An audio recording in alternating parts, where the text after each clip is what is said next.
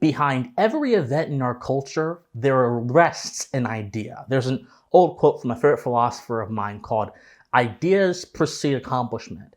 And that's really, if we want to understand our current cultural moment in America, if we want to understand why the politics of the West is so chaotic, why it is so mired with incidences that seem to go against the self-interest of various nations, whether it be on the issue of mass migration, whether it be on the issue of free speech, whether it be on the issue of basic self-defense. In many countries across Europe, you can't do any of those things. Your money is being taken from you in exorbitant ways. Look at Sweden with tax rates over 50%. Regardless of any of it, whether it be the rise of gender ideology that is having a perverse impact on children and also having a perverse impact on adults as well, we have to ask ourselves, where do these things come from? We have to also ask ourselves, what are the principles behind these things that inform them and that allow them to manifest in the first place?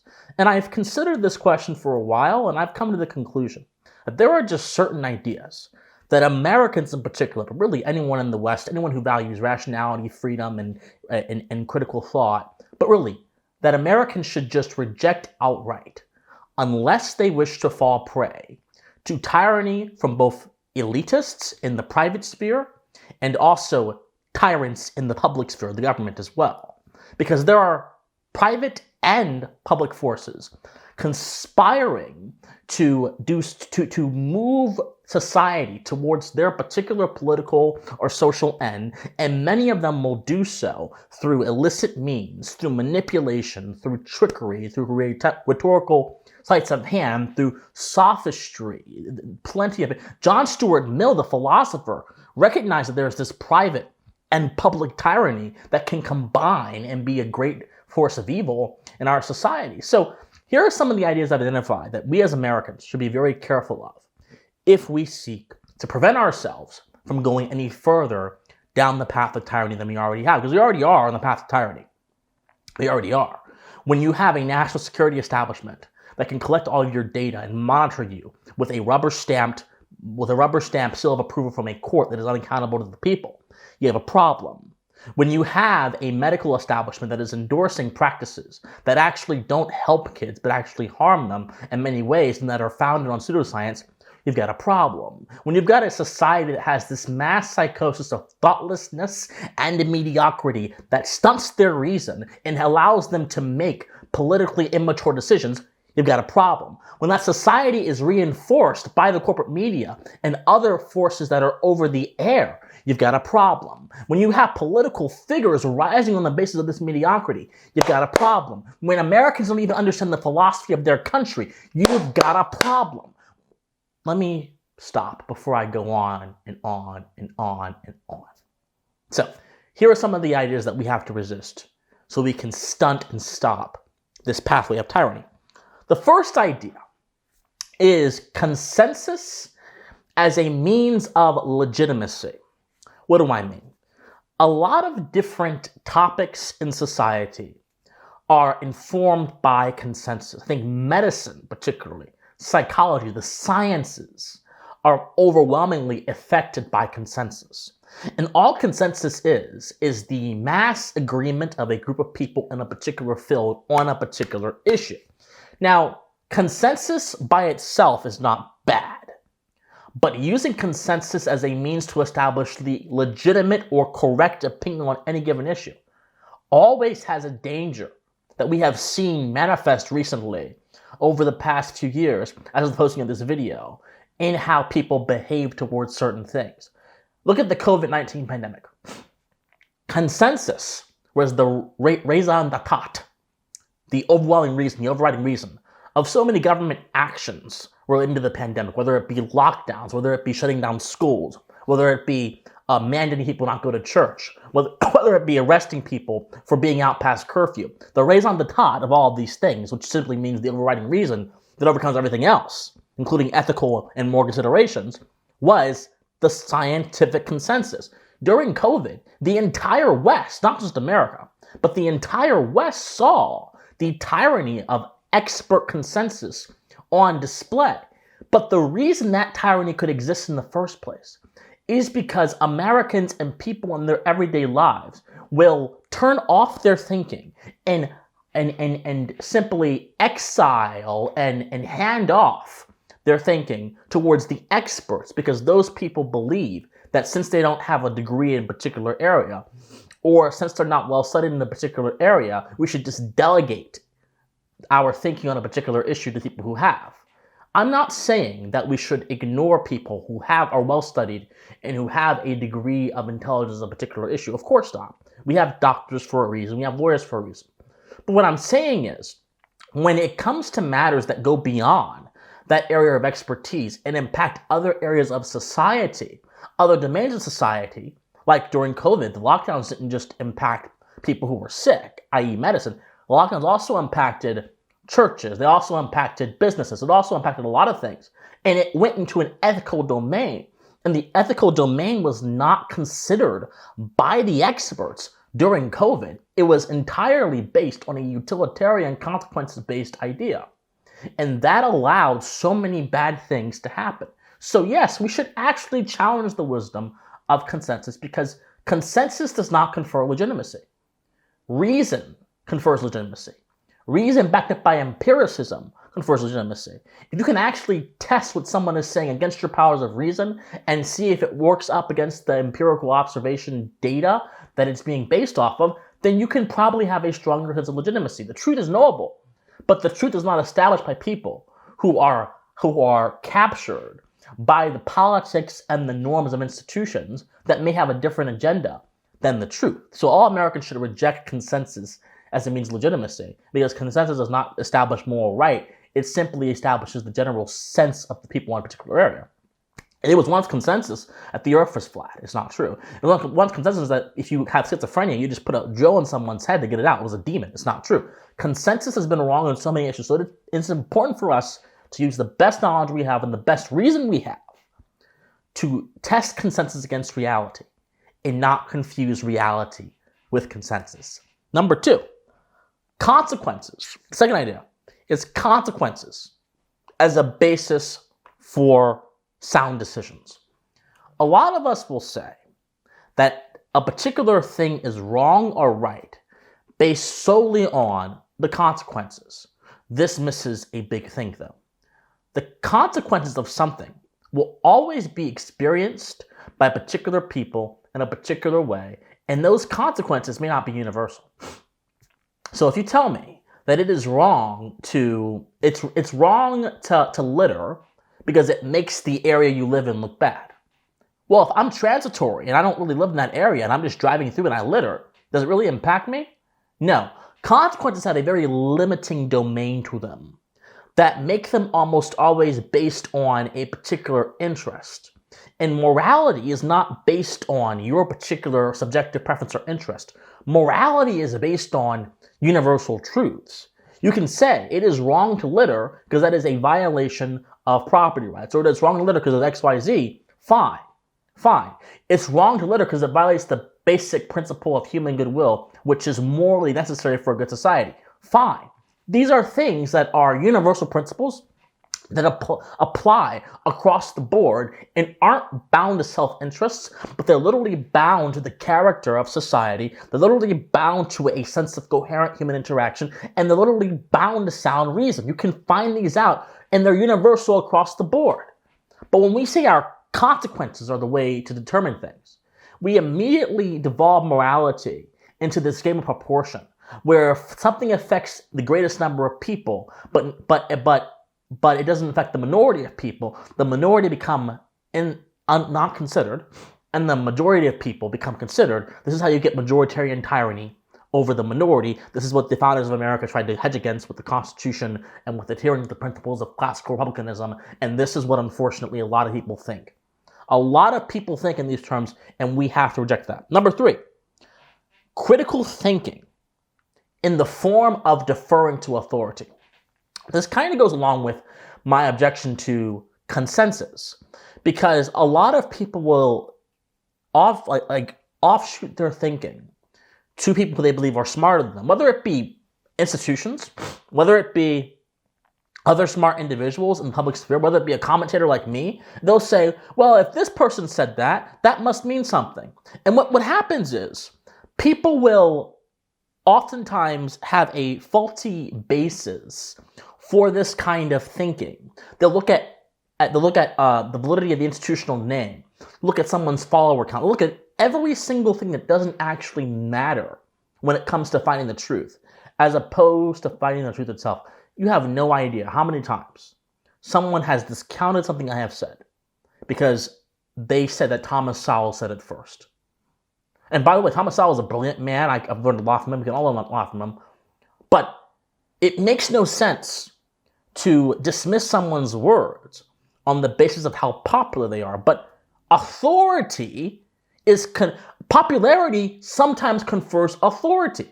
This is how you get the herd mentality, the group mentality that leads people down a path of following the leader, not thinking, and can then lead them, of course, to terrible things and stunts their moral ability, stunts their thinking ability. And if you can't think well, you can't really be a human that well either. Think about it. The only thing that makes you different from a basic animal that is motivated solely by instinct is your ability to reason. And from reason comes civilization. And from civilization is supposed to come human flourishing, but if you can't think, then how can you fulfill the flourishing part of civilization? You can't. Another idea is the malleability of human nature. Now, this kind of goes into gender ideology. There is a perception on the left that comes from hundreds of years of philosophy. It didn't start with Rousseau, but Rousseau is perhaps the greatest articulator of this idea. That man is good in nature. When he's born, he's all good. But when he goes into society, societal pressures will turn him into a monster. So essentially, the idea is that the institutions will shape the nature of man. Institutions certainly influence how we interact with society. That's true. But there are basic truths about your human nature that institutions and governments can't touch. No matter how much Mussolini wanted to fantasize about the individual being an undistinguishable part of a broader collective whole that exists somewhere up there in the Platonic stratosphere, does not make it true. Individuals are still individuals. They still have rights. No matter how much force, no matter how much coercion, no matter how much bullying, no matter how much rhetorical manipulation, no matter how much tyranny he put behind that idea, it is fundamentally still untrue. It is fundamentally still untrue. And we have to begin to understand that. Because once we understand that, then I think we can actually have a deeper appreciation of certain ideas. So when we understand that there are some things that are just fixed within us, we can then have a sound basis for morality. Because morality is simply the science of weighing human action. And if human action, which is founded in human nature, is not based on solid ground, then how can we actually say what's right or wrong if human nature is always changing, and if human nature is bound up in the things of society and not actually bound up in things that are set before society even came into place? Hence, we can't. This is where you get the idea of moral relativism. This is where you get the idea of subjectivism. This is where you get the idea of my truth over the truth. All of it comes from a faulty understanding of human nature. Again, it's an idea that can lead us down to some dangerous paths. It's an idea that rejects reality. And if you reject reality, you can't live coherently, you can't flourish, you can't do anything but live within an illusion. A plant can survive without water for a little bit, but if the plant continues to get starved of water and is fed soda and believes that the soda is water, that won't stop the plant from dying. Similarly, if you continue to live in illusion and you feed yourself illusion and delusion, that won't save you from the fate that those who are bound by delusion and illusion ultimately face. Whether they're in the form of cults, like Charles Manson's cult, those women that he manipulated were bound by illusion and delusion. Whether they're in the form of Antifa, the people that believe that they are fighting fascism and that call everything fascism, and that end up going out and rioting and getting arrested or getting shot or even worse. Whether it be in the form of, regardless of what it is, illusion and delusion don't allow you to live good lives or even any life at all. It allows you to have a counterfeit version of life that will expire quickly than life itself. Life is already short, guys. Now imagine having a counterfeit of life, the bootleg version, so to speak, and going away even quicker. So you have to understand, Human nature is not malleable, and we have to reject that idea, because if we accept that idea, we can then change some basic things about ourselves. What it means to be a man, what it means to be a woman are both unknown if we believe that idea. Children in their innocence are not an accepted idea if you believe in that idea. You have to reject certain things to ensure that actual moral behavior can happen, and can happen uncontested. There are some more ideas. Another idea is the idea of security over freedom. Now, Hannah Arendt, the philosopher, made a good observation in her last interview in 1973, I believe. And she said that national security around the 40s, 50s became the raison d'etre of the American government. What she was saying was that the idea of national security became the single phrase and the single consideration that overrode every other political consideration in America. Every single one. And it became the sole basis of government action. That means that considerations of principles and freedom and morality and the restraint of the government became secondary to so-called security. And this is a concern, because we have seen this so-called concern about national security be used in ways that manipulate the public's goodwill towards an intuition that all of us have, which is to be secure, but manipulates it towards a position that keeps us all unsecure by violating our rights, destroying the public-private dichotomy, which means having an encroaching government increase on the private sphere, so much that society is not distinguishable from government, and society can then be directed by government.